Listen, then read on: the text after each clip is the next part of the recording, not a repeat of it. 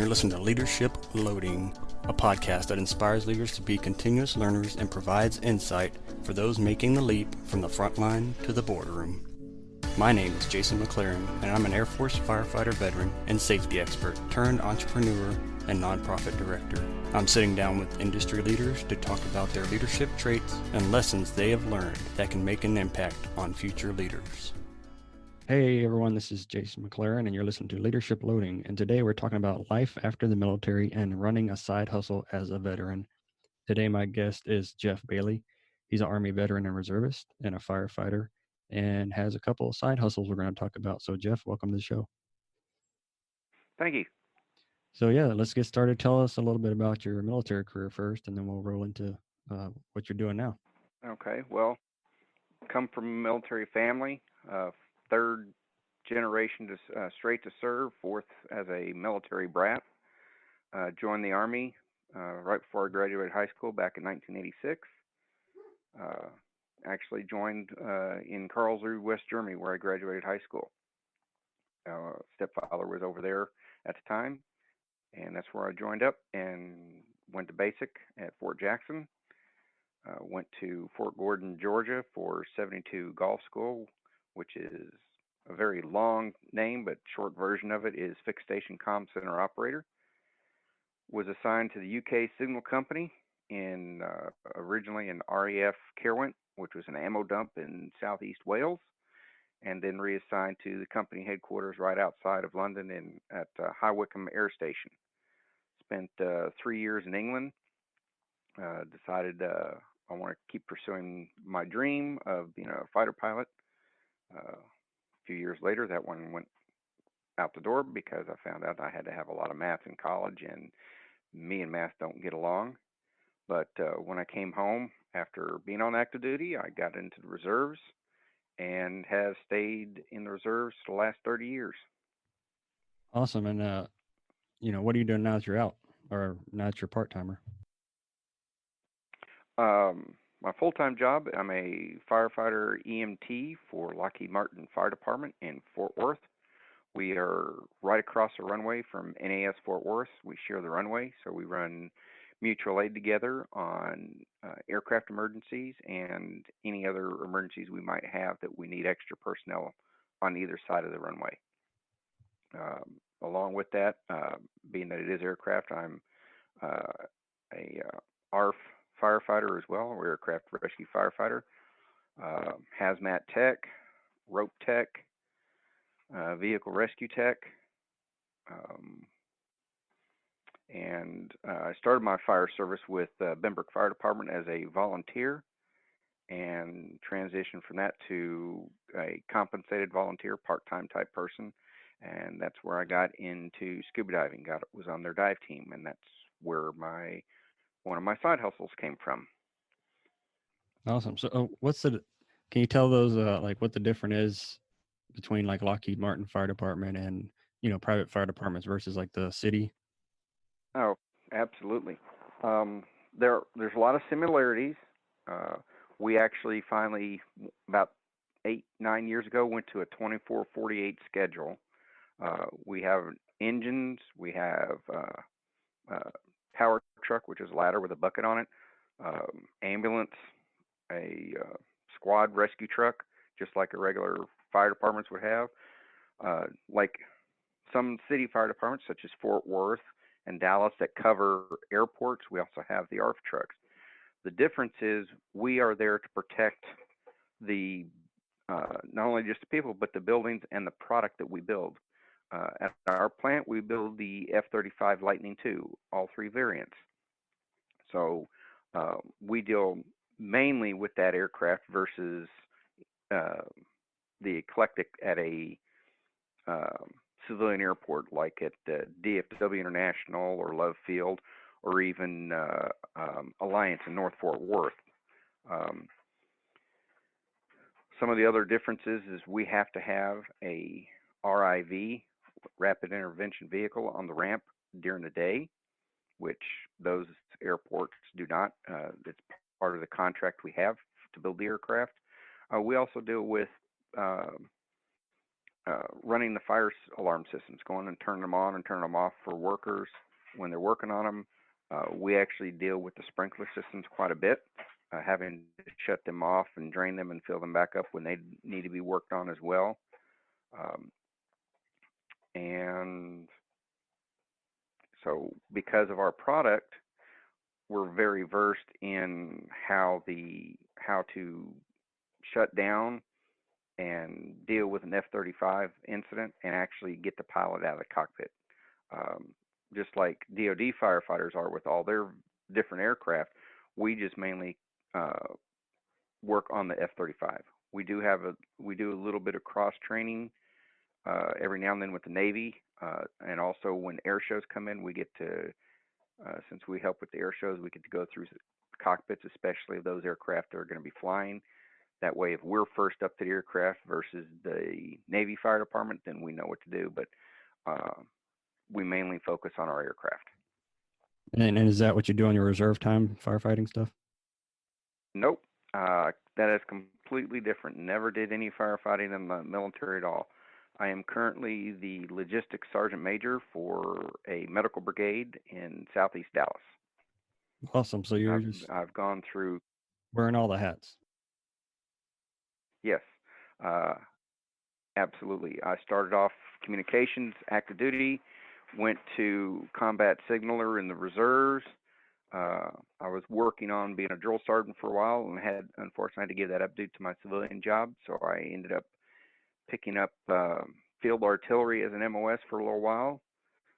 Went to another unit, ended up having to go vehicle maintenance, and then came back to the DFW area and ended up in a unit where I had to go become logistics. I did both 92 Yankee, which is unit supply, and then when I became a first sergeant, I had to go and become a 92 Alpha, which is warehouse supply. So I've got quite a cross section in the Army. Definitely. So I think that would help you in your side hustles. Let's talk about those a little bit. So I know you said your first one's like a scuba diving company. Can you tell us a little bit about that and what's the name and everything? Absolutely. Like I was saying earlier, with the Benbrook Fire Department, the chief decided to put the dive team back together. And I was one of the ones selected to be in the first class to go through all that. A friend of mine that was on the department, a lieutenant, did as well. And once we both got into it after a while, we decided, hey, this is some fun stuff. And he started a dive business, mainly, first of all, as teaching, but as recovery. I followed suit and started my own business, Firefighter Die Ventures, where he focuses on the search and recovery. I focus more on dive trips, putting them together. While it's been a while since I've done that, I'm still willing and able to, even if I can't go, to set up a dive trip and send a group out. We've gone to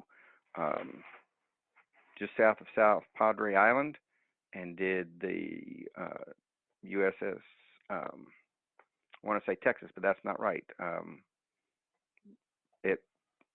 That dive escapes me. Is there Lexington? Is that the Lexington in there? No. Lexington is in the harbor. This is one that was sent out about an hour south of South Padre and sunk to be a dive site and for Texas A&M students doing marine biology to study the marine environment. Unfortunately, it tipped over when it went down, so it's on its side, and I cannot for the life of me remember the name of it. And that's where some of the people that went said, "Hey, where are we diving next?" And that's what where my business was born from. So the next trip we did the Oriskany off of Pensacola. And it is sitting upright. It was the first aircraft carrier intentionally sunk, and as far as I know, the only aircraft carrier intentionally sunk for marine life and for a dive site. The top of the ship is at 80 feet, so it's a fairly deep dive. Awesome. Is the one off South Padre called a Texas Clipper? Yes, thank you. That is it, the Texas Clipper. They are raising money to go down there and somehow ride it up. That's a very shallow dive. When you're looking at depths, it's only at 90 feet. You can actually stand on the bottom of the ocean right there, and you're only at 90-foot depth. Whereas the Oriskany, you got to go all the way to 80 feet just to get to the top of the smokestacks. The deck is at 145 feet, which is about 15 feet lower than uh, normal recreational limits. You need some specialized diving to really go down and stay on the deck. I know people have gone down there and like touched it and come right back up. But to stay down there on it for any length of time, you need special training and some extra equipment than a recreational diver would normally have. But it is an awesome dive. I bet. I haven't been diving yet. I know a couple of my friends that do, and guess I need to put that on one of my bucket lists. So. Now, I will tell you, learning here in Texas has its drawbacks because Texas lakes is mud diving. You get down about 10, 15 feet in most lakes, and it's like, is the sun even out? Right. It's very, very dark. We do have a couple sites we like to go to teach and just to get people more comfortable with diving before they head out to the big water. Cool. All right. What's tell us about your other gig? Okay. My other business is First on Scene. It's a medical business. Teach first aid, kind of build the program around what the individual or the group wants. It can be, I've taught Boy and Girl Scouts some minor first aid. I've taught a couple other groups a little bit more um, more into depth of some first aid because they were older and could understand more. But the biggest thing I teach right now is CPR and AED use. I will teach the 30 to 2, but when I do that, I also teach compression only. I do have training AEDs, so when they're doing the CPR, they get the full aspect of it. I'll hand them the training AED, or one of their fellow students will. They have to put it on, let the AED assess and tell them what to do, just like a real AED does. Although when it says shock, obviously there is no shock. 4D batteries don't do much, and that's just to run the machine. There's no electricity coming down the wires or anything. But it gives them the feel of what it's really like to do CPR and use AED if they really had to. So when they're done, they're certified for 2 years through HSI, Health Safety Institute, and I don't sign off unless if I don't feel comfortable that they could actually do that if it were to happen. Definitely. Yeah, I've been through that training several times being a former firefighter, and pretty much every job after that, I've been a first responder for something. So I had to renew mine all the time. And yep. So it's good stuff. And with the compression only, I do put them through the ringer a little bit because compression only is 100 compressions in 60 seconds. So when they're done, they realize what's expected of them. Yeah. And I think a lot of people, they, like you said, some trainers will just, have you run a couple, 30 compressions or whatever, and then say you're good. Oh yeah, no, I have them practice for a good 20 minutes because I teach not just the adult, I teach pediatric and infant. So when they're done, they can run CPR on a baby, on an 8-year-old kid, or a 50-year-old adult. So they do the compressions on all three, the different ways they have to do it. And I give them 20, 30 minutes of practice time till they're feeling comfortable before we even go in and do the testing. And when they go through the testing alone, they're pumping between 300 and 500 compressions. There you go. That's a good test there. So they're whooped. They're whooped by the end of the day. Awesome. So tell us a little bit about how your military leadership skills have helped you in your business on the side and in your full-time job. Okay. Well, not to brag a little bit, but September of 18, I graduated the United States Army Sergeant Major's Academy.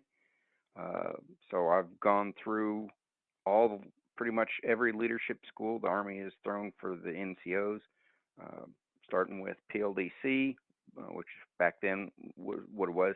Now it's BLC, Basic Leadership Course. senior leadership course, advanced leadership course.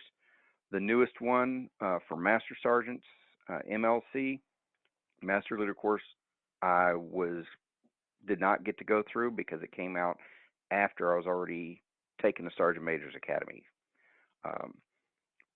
With all that, I've pretty much been in a leadership position in my military career since 1993, starting with squad leader and working my way up through first sergeant onto the sergeant major level. So using all those skills and all the information I've learned over the years, both book and actual working with the soldiers and exercises and everything, I take that information and use it in my business, both for my detailing for paperwork, as well as going out and getting one-on-one, one-on-10 with the students and instructing them in either the scuba diving or in the first aid. Believe me, there are times I just want to go off like you do on a private and basic, but those skills have taught me to sit there, relax, talk them through whatever problems they have, help them practice, help them fix whatever they need to fix, and to get through the problem successfully. That's a good example. Like, basically, you're an instructor in both jobs that you have, and even though that's not a skill or not a job that you've had in the past full time, you've used those skills and kind of molded them to help you on your other endeavors. So that's always a good example of using your skills you've learned and using them outside the military. So. Absolutely. The biggest takeaway from all of it is just to sit there, take a breath, relax, and just calmly talk them through the problems. That's probably the biggest takeaway from the years of leadership that I've had in the military and what I've learned in the military, to sit there and do. No matter how frustrated I get, tell them 8, 9, 10 times how to do something. Sometimes you just got to step back, take a breath, and come at it from a different angle. Definitely. All right. So how can we find your businesses online or get a hold of you online? I do have a Facebook page for Firefighter Die Ventures. I do post some of the first aid stuff there as well. I do need to create one for my business, for the medical business, but for right now, you can reach me through the Firefighter Die Ventures Facebook page for the medical side. I do have 2 different emails. One is firefighterdiventures@yahoo.com, and the other one is firstonscene@yahoo.com. Awesome. So if you want to separate them and send an email, that's the way. Otherwise, just shoot me a message or post something on my Firefighter Die Ventures page, and I will get it. Awesome. I'll put a link to it on the show notes also. Okay. Right. Well, thanks, Jeff. Thanks for coming on. Thanks for sharing your knowledge. Thank you very much for having me, Jason. Thanks for listening to the Leadership Loading Podcast. You can support this podcast on Patreon. Go to patreon.com/leadershiploading to get access to exclusive content, chats, and a whole lot more. Again, that's patreon.com/leadershiploading, or visit our website, leadershiploading.com, for more options.